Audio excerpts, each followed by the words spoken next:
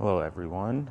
Uh, so this is my Mazda CX-70.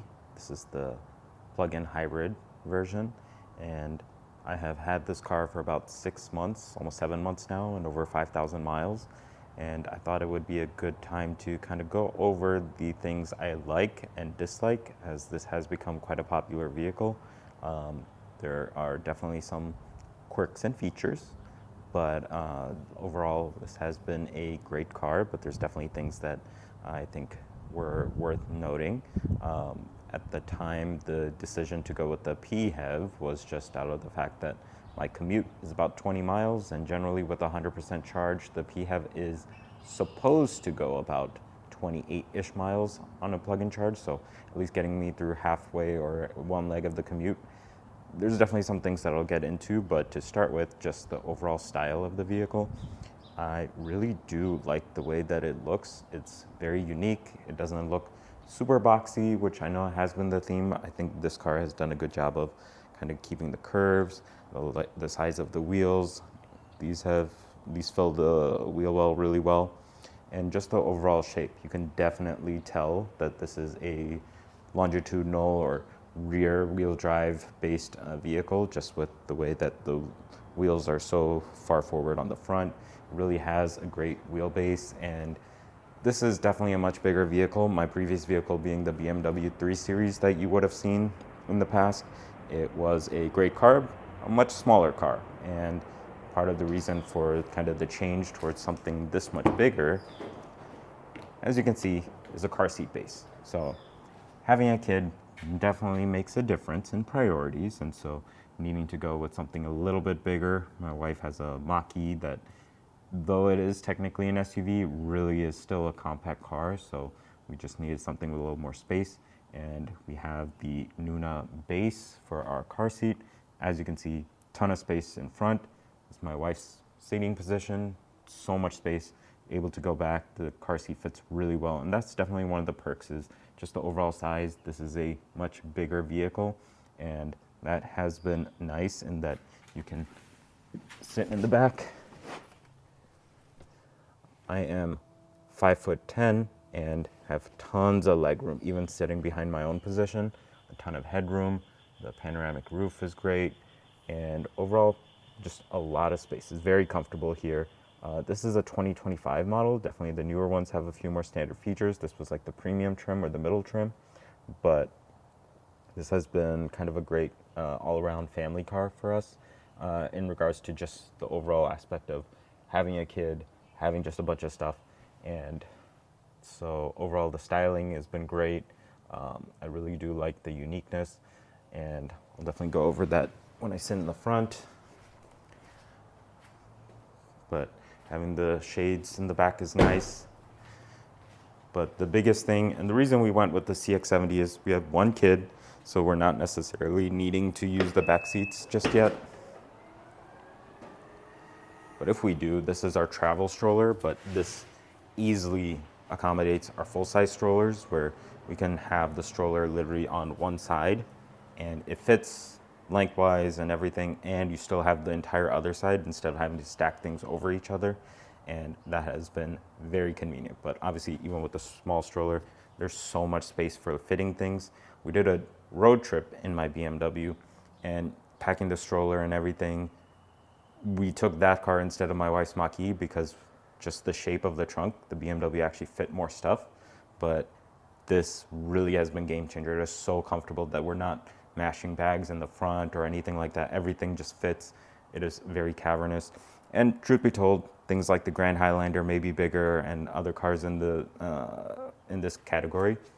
But when you're just thinking about the things that you yourself need, a few cubic feet here or there, like for us, this has been a great size. So, and it's very convenient that you can just press the button to drop the seats from the back. You have the power outlets, and you have the plug here. So just very convenient. And so you have the buttons here.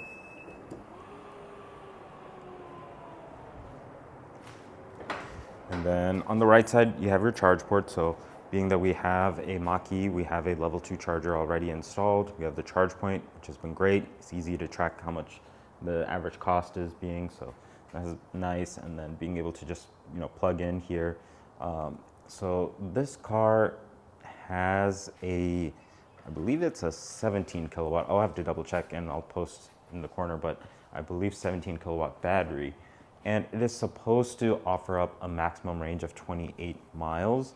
And that's something that I will definitely talk about. But coming to the front, as you can see right now, it is at 80% charge. That's the target that we set to, and most electric cars, you should kind of keep the charge level at right around 80%, just for daily use, and then 100% when you're really doing like your road trips. It's not very efficient to go from that 80 to 100%. It takes a much longer time, so that's definitely consideration. But generally, right now it's saying it's 18 miles. It's about 58 degrees outside right now, and that is definitely something that I will go through. But overall, styling, I am a fan.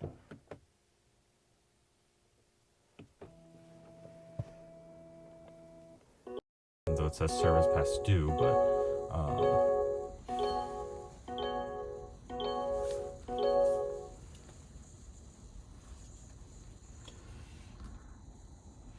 yeah, this is still using the older system, or not necessarily the one that has just been introduced with the CX-5. It has all the buttons in the center, and I would say that I am a fan of having the infotainment buttons in the center, just because it's very similar to how the BMW iDrive, of having kind of the controls right where your hand is, and being able to just control things.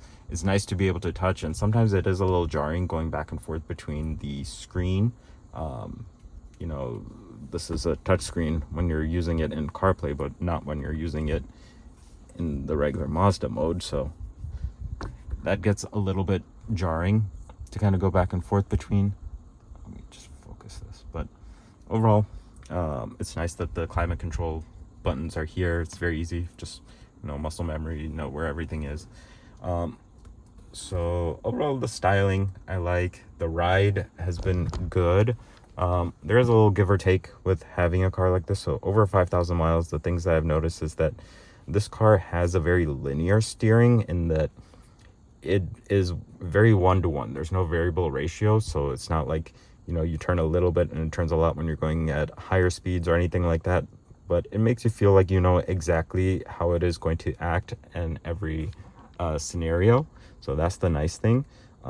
Definitely can be a little bit heavy when you're doing kind of tight turns, or in parking lots you're really having to turn the steering. But overall, when you're actually driving, it's nice.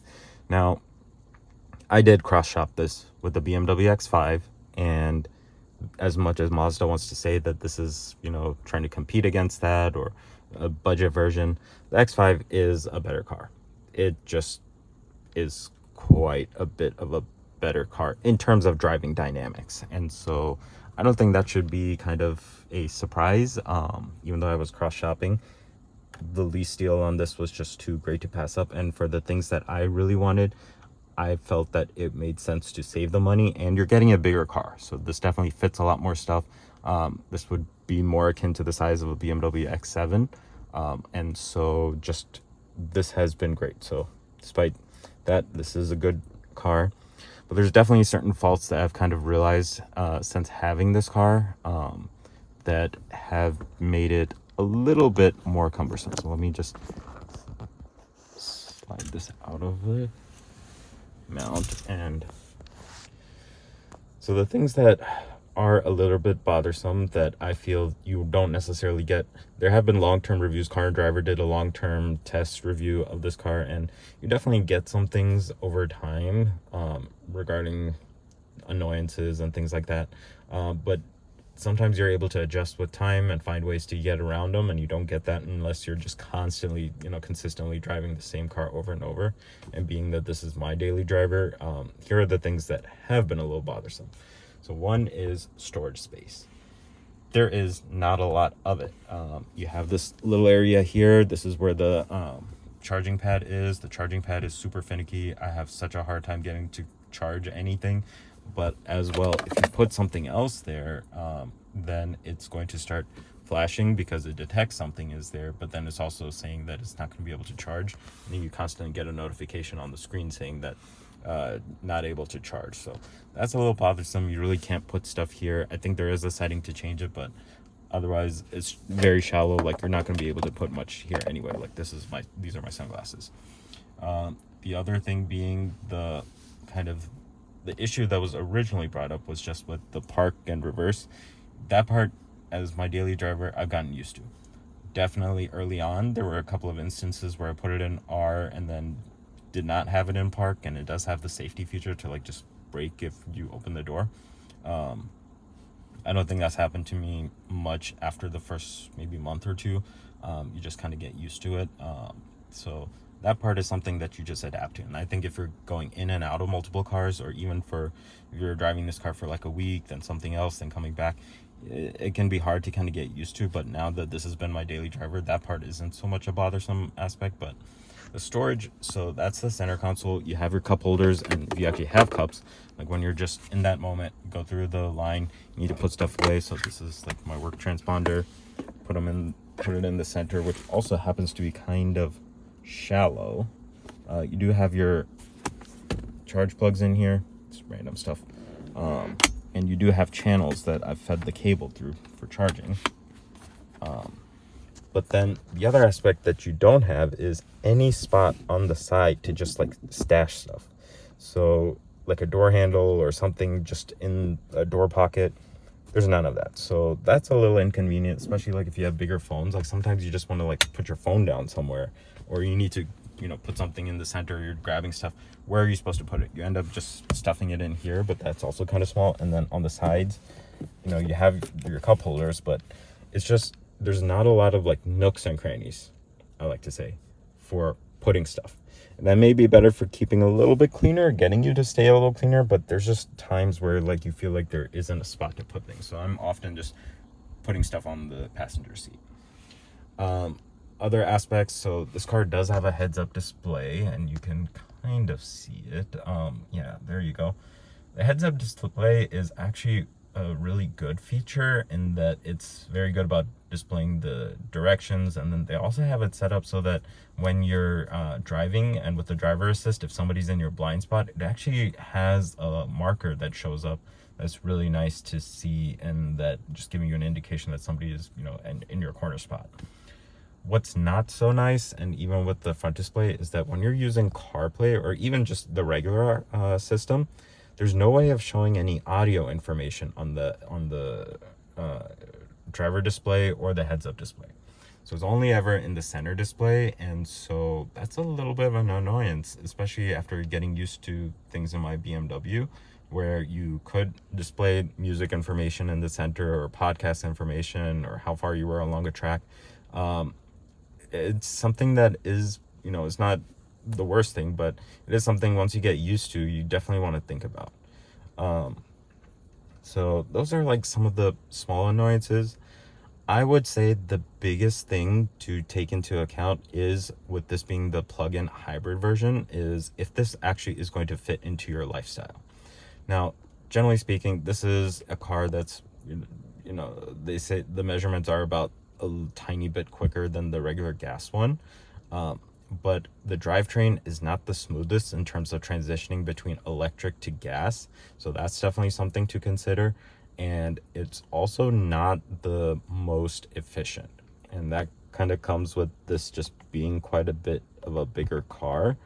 Let me show. So right now I'm getting about 1.8 miles per kilowatt, but really I'm at 80% charge. It's saying 18 miles, but it is very sensitive to temperature. I am here in Chicago. There was a moment where there was a stretch where temperatures were literally in the negatives consistently. It was so cold that the car couldn't actually use the battery for propulsion. It was too cold that it was not able to actually use the battery, so it just used the gas engine.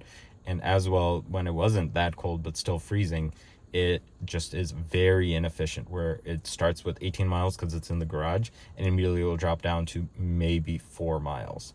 So you really don't get enough usable range out of a regular commute. I generally am able to get, maybe if it's saying 18 right now on a typical drive, because the way you drive also makes a difference, maybe getting 13 or 14 miles.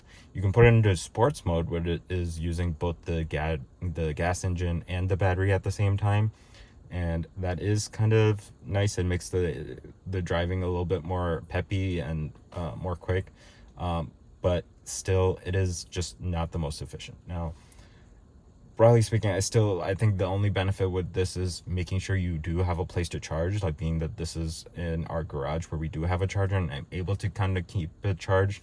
I had to drop off my kid, and so like being able to go and come back, use pretty much almost all of my electric range, but came home, plugged in, was good.